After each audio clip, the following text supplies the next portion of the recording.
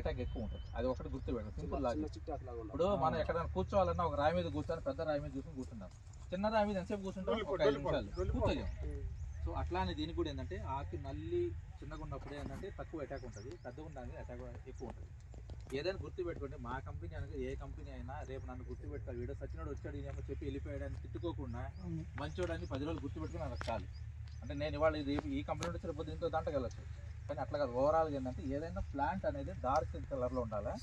ఇంకోటి ఏంటంటే ఫ్రూట్ కూడా ఏంటంటే ఎప్పటికైనా కూడా ఇట్లా డార్క్ కలర్లో ఉంటే డ్రై ఐటమ్ కూడా బాగా మీకు థమ్స్అప్ కలర్లో వస్తుంది. బ్రాంచింగ్ అది బాగా అదొక పాయింట్ గుర్తుపెట్టండి.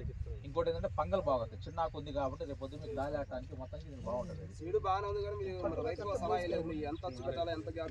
వెరీ గుడ్, మంచిగా వచ్చింది. 30 అడుగున్నారా 2 అడుగులు పెట్టండి. సాల్కి వచ్చేసరికి 30 పెట్టండి. 30 పెట్టండి. కానీ ఇది తక్కువ ఉంది, ఇటు తక్కువ ఉంది. సో దీనికి 40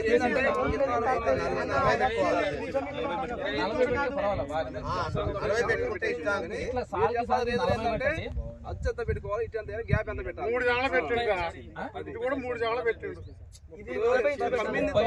పెట్టండి. ఎక్కువ పెట్టండి. మొక్కకు మొత్తం కూడా ఏంటంటే దగ్గర వేసుకుంటే వెళ్తారు.